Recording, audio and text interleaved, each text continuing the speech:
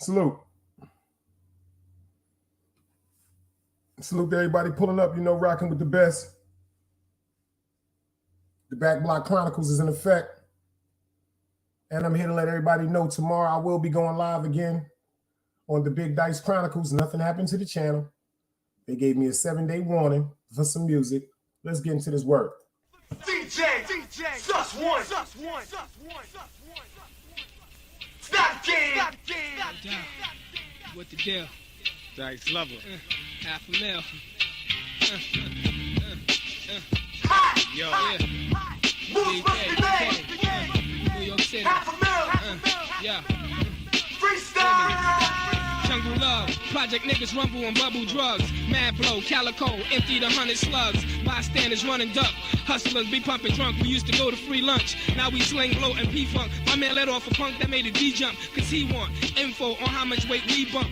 Around the way, niggas hold AKs in tree trunks. Dime nickels and trays, niggas get blazed later for 3 months. And I see you, cause you thought I ain't see you pushing the land. 20 of your mans in caravans linked up. I ain't about beef, I put detonators under Brinks trucks. Fuck ducking the feds, now the word said. Master Masons try to plan verbs in my earth's head. Shot up a coke house in North Carolina with dreads. Selassie I youth, guided by truth. The team fled 1,400 miles back to New York, the cream spread. Independently, I guzzle gallons of Hennessy. Run with one of mans, smuggle grams, Dallas and Tennessee. Master energy, gunshots kid, leave your subconscious obnoxious. Snatch your ice, let my son rock this. Never had the key to success, but unlocked it. I hold a hot brick and won't drop it. Project niggas hotter than the tropics. Jake's trying to find where we hot shit. Police vans and pirate ships, but we scientists. Blow your boat out of the water, new world order.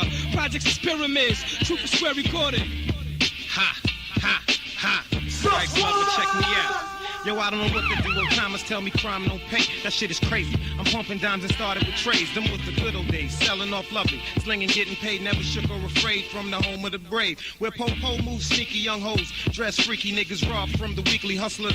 Move discreetly. Bad cats try to beat me. Plotting scheme to defeat me. It's all plans that fail, so they pay me cash weekly. Custom whips with TVs. Bulletproof just in case some jealous niggas rush my ride to put slugs in my face. Bet I get away. Get my crew, come back another day. Rent some cars, parking late. When I see you, I spray. Strictly chess moves, keep the plan tight like architects. Ash from all aspects, stop my flow, get wet. Cuban connect down in Tibet, making $500,000 bets. Hitting my peeps off with coke to bring the cash back correct. Down on Prospect where niggas rock ABs with texts and get respect. And ain't scared to lay it to rest. Life's a bitch, so I became a pimp. Bitch niggas eat catered shrimp. Rock gators with a limp while you can't even pay your rent. My days are spent obtaining mitts by standing on pavements. Serving fiends with that gray shit. Every day hit, my son is hot. Lost a knot, knocked off a number spot. Maria had a Glock in her crotch. He slapped the bitch, took the drop. Shorty's wild, even hooked off on pops. Now he's locked, snitches on the block, call the cops. 2G bail, moms can't pay it, that's all she got. Call $500,000, you be out in a minute, babe, pop. That's the way we rock, inside of the beast. Young blood is what Leviathans feast. Temptation, condemnation, violence increase. Project MCs with thug and college degrees. My knowledge outseas, cocaine and alkies. Niggas that surround me, got bounties in other counties. 24 ounces of raw on the floor under car seats. Pieces to greeting, but our meetings involve heat. Mafiosos leak from the cheek. Scarface, looking God-face. 20 brick heist led to a car chase. When you out of town, New York seems like a far pace. Walking through hell with gasoline drawers. Been in the pens and mad Supreme Courts. The price of sin had no reward. Fuck it, I'd rather chill, but my life is a hoax. I yap a chain from my throat, I'ma get a big A for coke. Mastermind a plan, take trips to other lands. Enterprise with my man, war moves and caravans. Move cautious, cause spectacular, ship you to Caxack. Mostly colored hair nappy. Oh, how Uncle Sam's happy. They try to trap me, no hard evidence. The drug tactics don't make sense. Oh, fuck the president. He lets a chick push the buttons, always talking and bluffing and ain't giving us nothing. So I proceed to strive, emotional war with my pride. All my pain I keep inside, analyzed through eyes. In the crack game, simple and plain cats get slain over cocaine. Enough thugs' blood had to drain. Over the next man's mistakes I elevate, calculate, stay away from graveyards. Fuck doing a bit of state. Death to the hustler haters, players lick shots, sprinting in gators. Living the greatest, splitting up wages, contagious, ill life. Real trife, built right, lost a million dice and I'm still in ice. So colder than winter nights, freeze your inner sight. Like when fiends put white hype in the pipe. Me with a mic is stronger than the Christians' belief in Christ. Illegal life, my Hebrew life is killed by evil life. It's hard for me to sleep through nights. Truth, I speak through mics, rhymes I write. Shine like twilights in every zones, heavy stones. Every poem I blow 'em, toss them and turn them. Burn them in the furnace, I'ma throw 'em. For those who never learn this, I'ma show 'em how to flow like agua. I blow, Papo, you're my Dado. $500,000, Originado, Slick Movado, Imperado. Wherever I go, Lablo, spots from New York to Chicago. I'm Hotto, still keep my eyes open wide, yo.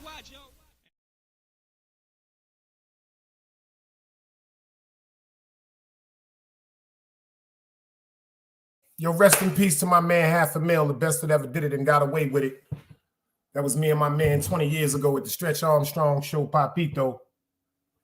And that's a fact, man. How y'all doing today, man? We got a couple of people in the building. I hope some more people pull up. I'm just building this page up because this is the backup page. AB, I see you in the building. Tube, I see you in the building. Nikki, I see you in the building. Y'all know this is just the backup page from the Back Dice, from the Big Dice Chronicles. I will be going live tomorrow from the Big Dice Chronicles. Yes, at 12 o'clock tonight, my 7-day suspension is up. You know, I had to read the whole terminology and the whole terms.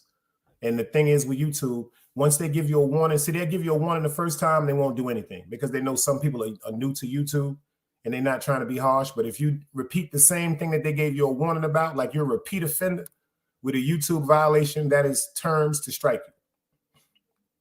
Thank God it was a good and bad thing. When they struck me for playing music ladies' night, I forgot about that I played music in February that they gave me a warning for. But the good part about it is they struck me for 1 week when it comes to this live broadcasting and stuff like that and posting. So tomorrow, Thursday, I can go live on the Big Dice Chronicles. The good part about it is they struck me for monetization until June 23rd. The good part about it is now, y'all, I'm at 805 subscribers. I'm not at monetization yet. So that's the good thing about it. YouTube has not started paying me anything yet. But if they would have been paying me prior to the strike, I would have been unable to receive any monetary funds from YouTube pertaining to my shows that people are watching. And so after, I think it's June 23rd. So everything else is good. You dig what I'm saying? Everything else is good. The reason why I'm going to be rocking on both of these, the Back Block Chronicles, I don't know if I'm going to just do, see, I'm starting to think, should I do the Big Dice Chronicles in the daytime and do the Back Block Chronicles at night? You dig what I'm saying? Do the Big Dice Chronicles in the daytime because I'm past 800 subscribers and luring more people during the day, and then have them to stay tuned and come follow us later on at night over here at the Back Block Chronicles? Or should I rock on the Back Block Chronicles during the day and do the Big Dice Chronicles at night? Either way, I'm going to have to figure it out because I'm not going to let my ratings drop. Because of that strike, you know, my numbers went down on the Big Dice Chronicles. I'm not in no bad red or nothing like that. Thank God. I'm not in no spot where I can't just come up from. But yeah, that strike did hit your boy. And I respect it. Shout out to YouTube and their regulations. I respect it. You know what I'm saying? They did tell me certain music and copyright I could be stricken for. And like I said, that Wednesday night, matter of fact, it was actually a week today. It was Wednesday night, remember? I was waiting for more women to pull up. Remember, my homegirl Clarice said she was cooking. I was waiting for a few more women to pull up, and I started playing some music. When I played that Hey Young World by Slick Rick, they went crazy. Them niggas said, no.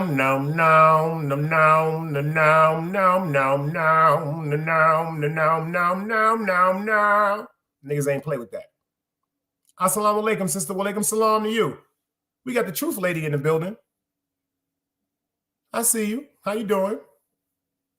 Earlier, I was on Roski, and I saw the truth lady because I know she was probably worried about me too. Like, where's the brother at? I'm all right. What it is last week, when I was supposed to be doing the ladies' night on Wednesday, I played some music that YouTube struck me for because of copyright infringement.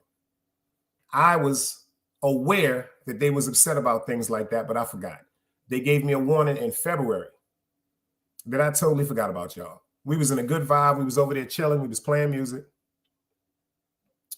They ended the broadcast. When I went to go back to begin another broadcast, that's when they hit me with the paragraph saying you have been stricken for 1 week as far as live broadcast. And they told me that I was stricken to June 23rd as far as monetization. But like I said earlier, that's a good part about it. I'm not monetized yet. I'm only at 800, I think 804, 805 subscribers on the Big Dice Chronicles. We got 22 subscribers over here. So that's why when I go live tomorrow, I'm going to start pushing this channel too. But make sure this channel gets in the algorithm. You know what I'm saying? And I'm going to do 2 shows a day, 1 in the morning or 1 in the afternoon. and one at night for the people that's at work.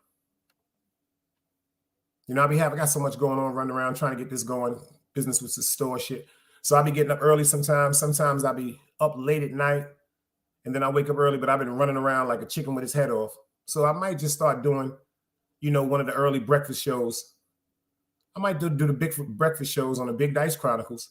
And then late night when it's time to come through and ease our heads down and just relax, I might just pull up the Back Block Chronicles. Whatever it is, I'm still here. As long as I wake up, as long as the law gives me breath, I will be here for y'all. I appreciate everybody that pulls up. It's much appreciated. Like I said, anywhere in the world y'all could be, y'all decide to spend some time with me. But I need all the prayers for the night. We got the Knicks tonight, y'all. I'm trying to get the Knicks to get rid of Cleveland tonight.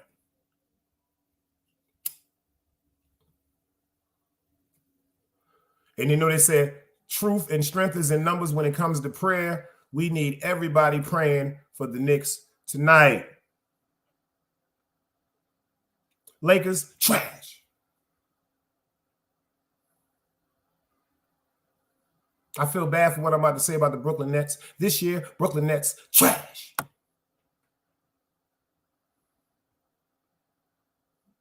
But them Knicks, they looking real good, y'all. You heard me saying Brooklyn Nets this year, trash.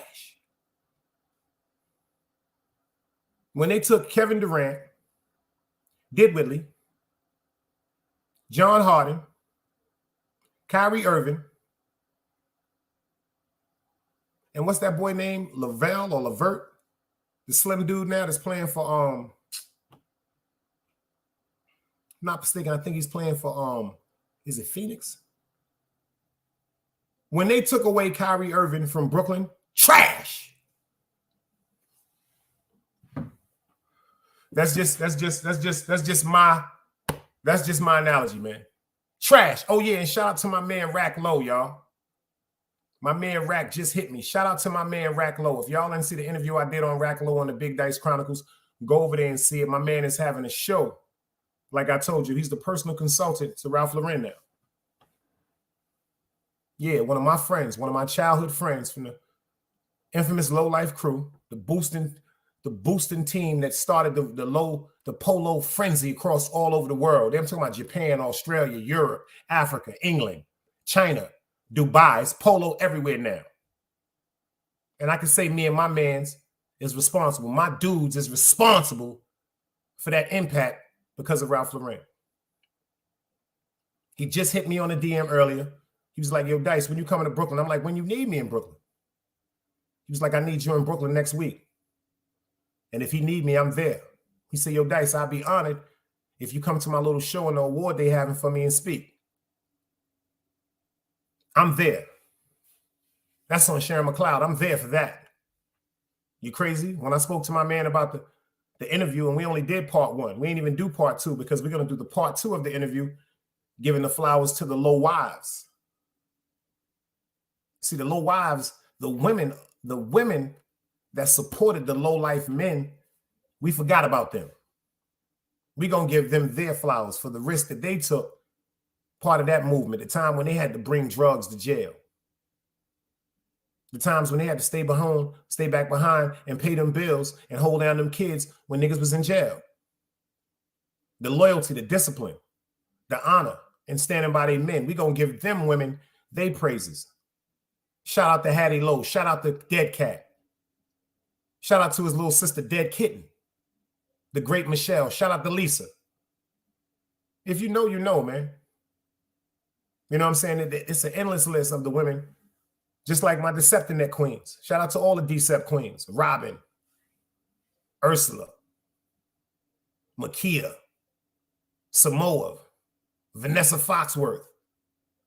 The list goes on and on. It's a lot of women that supported us through our movements in the street that unfortunately they didn't get their due flowers, and we're going to start doing that.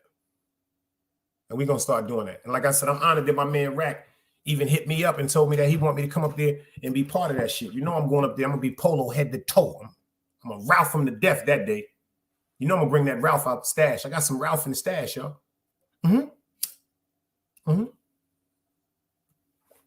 I got some real nice Ralph in the stash. I ain't gonna front. Beautiful colors, beautiful, beautiful, beautiful garments, beautiful mitts. Beautiful garments, beautiful mitts. You dig what I'm saying? And that's just a fact. But how y'all doing today, man? How are y'all doing today? Send me some of that good energy because I need it. Because like I said, the devil is always working. But at least you know when the devil fucking with you, you're doing something right. The devil fucking with you, you're doing something right. Word up. The devil is really, really out here every day. And he's in all type of disguises. Come as family, come as friends, come as opportunity. I've been a little stressed too, truth lady. But me and you know, it's Allah. This is the will of Allah. This is not nothing for us to be stressed about, even when we stress. This is just a test of us, sister. This is the test of us to keep our faith. And I swear I'm not lying to you. This whole week, I've had another cousin that overdosed. His wake is tomorrow. His funeral is Friday. Then I got another beautiful cousin. Rest in peace to Shantae. She passed away. She had a seizure, fell and hit her head. Her children found her. Her wake is Saturday. Her funeral is Sunday. We're going to get through all this. This is how the chosen were chose by God. Sister, a lot of people can't take what we take. I don't know who I'm talking to, but it's a lot of people that can't go through what we go through. Yo, too, they can't go through what we go through. New York Nikki, they can't go through what we go through. Yo, AB, they can't go through what we go through. We don't even understand why we go through certain things. But you know what I learned? Certain things are not for us to understand. That's just the straight up truth with it. Certain things are just not for us to understand. It might not be for us to understand in our whole lifetime, or it might not just be for us to understand at a particular moment in our life. So we can't be focused on that. It's very, very hard, y'all. Can't be focused on that. That's right. Allah gives his hardest battles to his strongest soldiers. It's the truth. Because we chosen. Just like when I was talking about Jesus. God knew what his son was going to go through.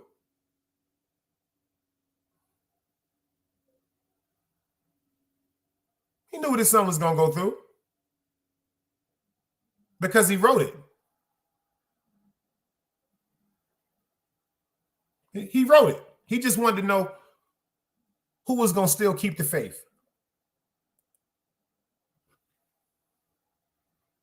He just wanted to know who's going to keep the faith. That's what we're supposed to go through. I keep trying to tell people, I think in my analogy of this, every one of us are a project of God. Every one of us is a project to see if we are going to follow his or her will. I don't deal with religion. I will never rely on anything that's gone. That's an excuse for a clown. In simplified terms, if your child goes to school every day and there's a school bus driver that comes and picks your child up, and then the school calls you on a Thursday evening and says, excuse me, tomorrow you're going to have to find your way or find a way to get your child to school because unfortunately, Mr. D or Mrs. B, whoever drove the bus, they passed away. From the moment that you're told the person that takes your child to school passed away, there's one or two things you can do. You can sit there on the hope that they're going to come back from the dead, or this is just some misinformed information, and the next morning you're going to have your child packed and standing at the road waiting for that bus that's going to come, but it's never going to come. because the bus driver has unfortunately passed away. That's standing there relying on something that's gone. I don't do that. I don't do that, but I do walk righteous. That's a fact. I can't rely on anything that's gone. That's just like if you're walking through the desert and you have 2 full gallons of water. When you drink the first gallon of water, your mind starts to tell you, hold up, stop drinking so much. Because you'll never know when you're going to get to another oasis to fill up your water tanks. So when you drink all the water, you drink 2 gallons of water, and you're still walking through this desert and this sand, and then you're telling yourself you can get something to quench your thirst, but you already drank all the water that was in the 2 gallons. You're relying on something that's gone. Am I making any sense?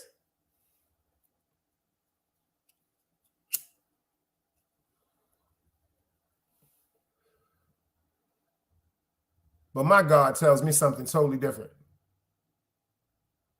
I know from what we come, we're going to all go back to. We're property of Allah.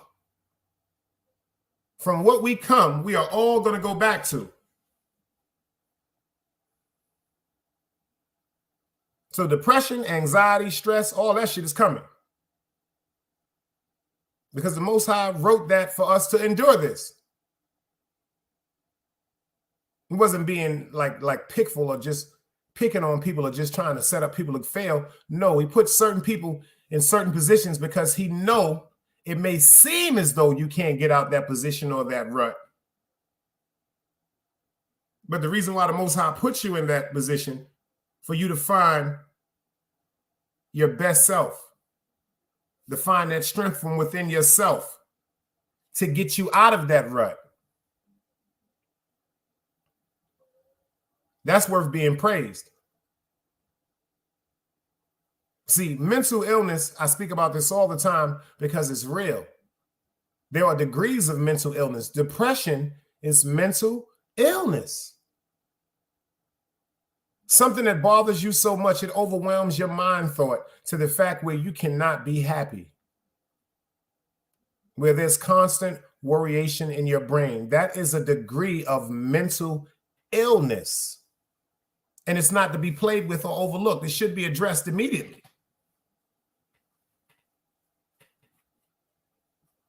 It should be addressed immediately. Because some of us are not strong as others. I'm told by my family and friends, I'm the strongest person in the world. And if they only knew. If they only knew. If I was the strongest person in the world, I wouldn't go to them for upliftment. I wouldn't go around them to play spades, to eat food, to laugh and joke, to get away from certain things that's bothering me within myself. If they only knew. Yeah, I don't complain, and I try my best not to whine. I try my best not to whine. But we all got problems. We all got problems. I've been working on a project now for 2 years. Almost to the finish line. Get about a quarter mile away from the finish line and somebody drop a fucking rock in the middle of the race. Because that's how the devil works. See, some people, they're going to try to fix a way to go around the rock. Because they're thinking about themselves. Some people are really selfish. They're going to think of every way to go around that rock and get around their business to get to their finish line. But see, me, my problem is I'm always trying to think of a way how to get the rock out of the road for the people that's coming behind me. See, that's my problem. Yeah, I can climb the rock. I could run around the rock. But what about some of the people behind me that may not have the strength to climb the rock? They may be so tired when they get to the rock, they don't have the strength to run around the rock. So they damn sure don't have the strength to move the rock.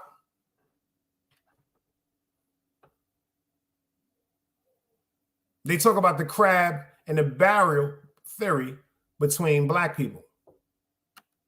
They say the further someone gets up, there's going to be another one trying to pull them down. I think that if I get on your back and somebody puts a structure behind me and you, and then someone gets on his back, and then someone puts a structure behind us two, and then someone gets on his back, and then someone climbs on the top of us, the structure and the foundation is already secure. And then someone that's already on someone else's back comes up and climbs on top of me. And then someone else climbs on top of them. And see, this is the part that people get so worried about with the crabs and the barrel theory, because people are so selfish. The first thing they think is when they get out of the barrel, they got to put their arm back in and help pull somebody else up. No, you don't have to do that. You can go get a stake, just like the stakes that they stuck in Jesus Christ's hands on the cross, and you can bang that stake into the ground or the earth. Or you can wedge that stake in the middle of big boulders. And on that stake, then you could put a rope on it. You get the rope, you hold the rope, making sure that the rope can hold my weight. So if the rope can hold my weight, the people that's down in the barrel, all I have to do is get a rope long enough to throw down to them so they can climb up. So when they get to the top, all I have to do is extend my hand to take them to pull one more step. Always a queen. I see you in the building. You see, the crab in the barrel theory is right. There's always going to be somebody trying to get to your position. Don't nobody want to be left behind. Everybody, the first thing that you're taught is what? Survival. But I got this analogy. If I get a step forward and you come and get in front of me, that's another step forward. If somebody else comes and gets in front of them, that's another step forward. All we got to do is get to the top. If we get to the top, then we can throw the lifeline. We might not be able to come up together, all 4, 5, 6, or 7 of us at the same time on that rope, because that might be too much weight and it will pop. It will pop. But this is the beauty of it. Let one person go up the rope at a time. Because by the time the one person is coming up, at least if they make a mistake and slip and fall, there's a group of people that's at the bottom to catch them.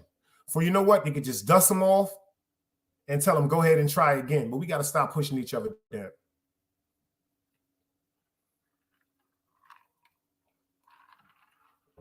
Got to stop pushing each other down. I think that's the will of Allah. I think he throws all of us in these positions to see how we're going to rock and treat each other, just like with gentrification. I see so many people that said they were so upset with gentrification. Why? Why? I'm going to tell you why. Because some people feel as though the hood is all we had. Some people feel as though the hood is all we have. Baby Grizz, I see you in the building. This is why a lot of us colored people got upset with gentrification. That's why they got upset with Caucasian people, Chinese people, European people. First of all, we went through gentrification back in the days. We went through gentrification with the Hispanics. We went through gentrification with Haitian people. We went through gentrification with Jamaican people. We all got along then. We all coexisted between each other when it was then. So how come it's so fucked up now that now we have a higher volume of Caucasian people?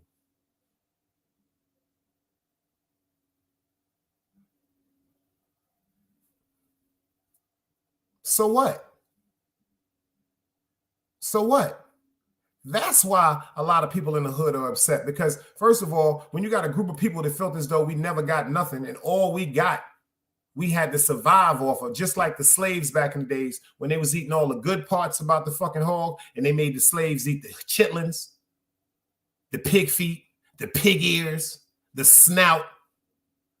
Because to the white people, they felt as though that shit was garbage and trash. But the black people, they made that shit a delicacy. They made that shit. It's still people to this day that eat chitlins. And they know that's pig intestines, the stomach, the bowel pit of a fucking pig.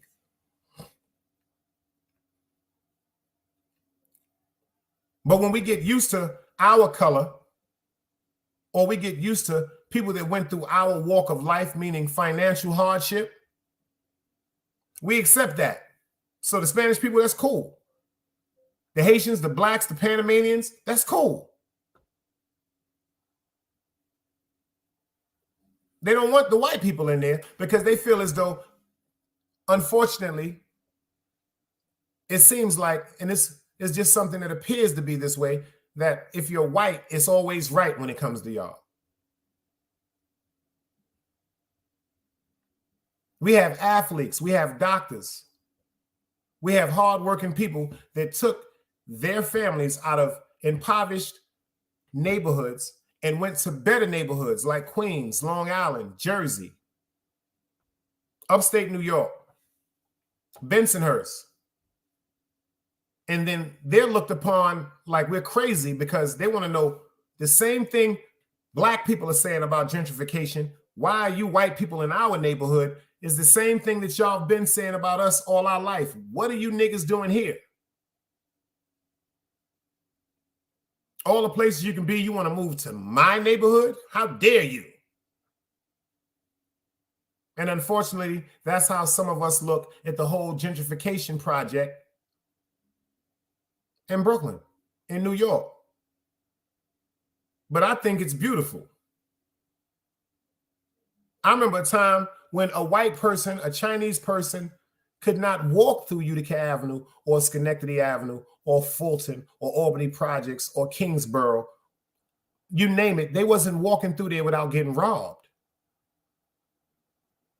And they had us so fucked up in the neighborhood where it was a survival every day coming outside. These are some of the things that we adapted to just to eat every day, not thinking about the trauma or the inflict or the horrific scenes and memories that we may have planted in certain people's heads while we were having our way with them in the street. Think about that. I know we all got friends, the Yap Pockets, Doug Pockets, Stick Up Kids, all that nonsense. Name one person that went to Manhattan to steal a chain or dig a pocket that has some money.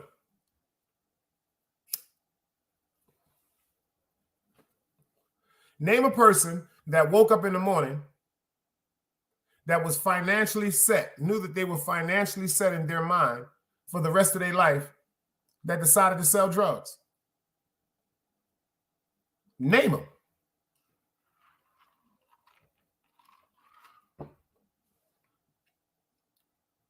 People just don't get up wanting to do shit.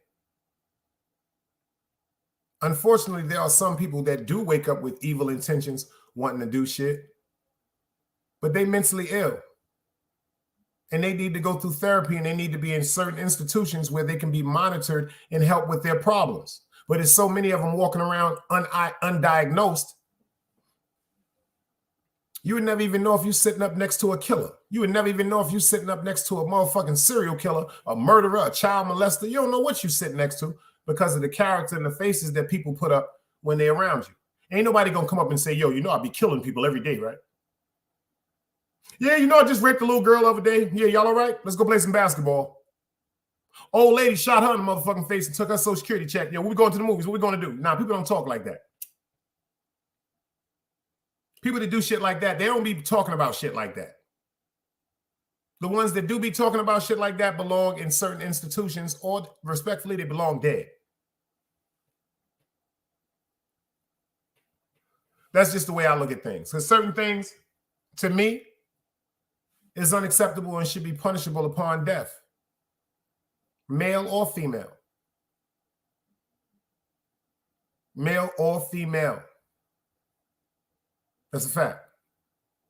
A lot of bullshit going on. So to the sister, to the stress that you'll be having, I hope that stress is gone after that conversation we just had, because it's your right. It's actually a blessing to go through stress. To go through stress and feel yourself going through stress is still a sign that you are alive. There are people that are so stressed and so depressed and have sunken in the holes so deep, nothing even affects them because they're lifeless. They're just living. They're just lifeless. So at least if you're going through stress and you know that it hurts you, at least if you're around somebody and you know that they upset you or they disappointed you, the blessing part, that is you're alive to notice it and feel it. Some people are just dead. That's really a blessing. And I want to know if y'all know anybody that don't have no stress.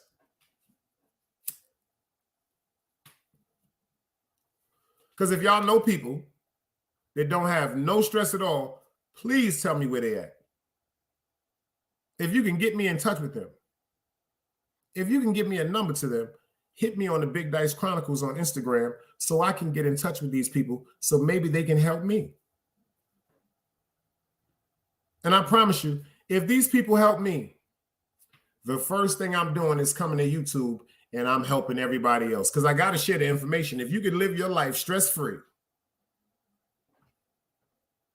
if you could live your life stress-free as an adult with responsibilities and obligations, insecurities and fears and worriations, if you can live like that, please get in touch with me and show me the blueprint. I ain't no fucking hater. I need this information. To me, this shit is more motherfucking important than when the motherfucking aliens landed. I need this information. For real. So those that go through the stress, and when y'all wake up sometimes saying, yo, I got to go through another motherfucking day of stress, you know the blessed part about that is you got to wake up to say that. It's a lot of motherfuckers waking up dead.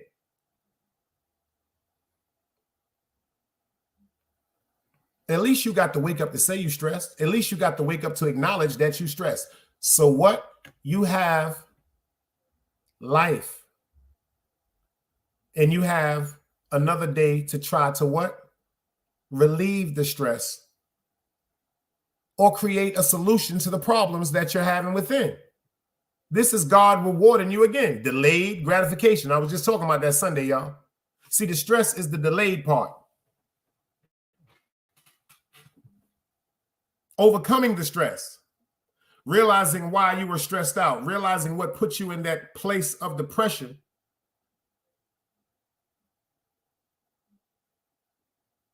realizing what put you in that place of depression, and then overcoming, overpowering that will never overpower you again. Like when you put your foot down and say, I am not going to let this bother me anymore, and mean that, you have overpowered something that was overpowering you.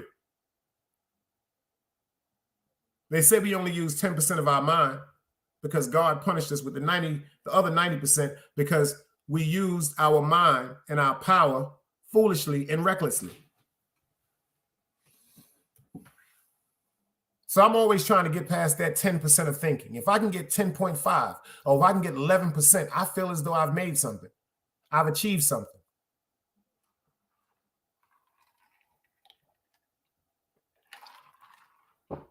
So stress is coming. Stress is coming, people. And don't y'all never run from it. Don't y'all never run from it. Word up. That's a fact. But back to these motherfucking Knicks tonight. I need everybody in here to pray for the Knicks tonight with Cleveland. And I just was pulling up to let everybody know tomorrow I will be going live again on the Big Dice Chronicles because my suspension, they put me on timeout for a week and it's up tonight at 12 o'clock. So I'm not going to go live at 12 o'clock tonight on the Big Dice Chronicles. I am going to go live again tonight on the Back Block Chronicles because I'm going to keep this in the algorithm. And I'm still trying to find out whether I should do the Big Dice Chronicles for a lunchtime session or a morning session. And then we pull it to the Back Block Chronicles at night because the majority of the crowd is coming to the Big Dice Chronicles. Like I said, we over 800 over there. We like 805. And then I can quote unquote push this channel. And we can start rocking at night on the Back Block Chronicles for those that don't have to go to work the next morning or those that may have missed the actual live show earlier on the Big Dice Chronicles. And that's a fact. There is always a queen, the truth lady, Team Guardian Real. You know y'all in here. Yo, AB, I appreciate y'all. And I'm going live again tonight. Big Dice is gone. Salute.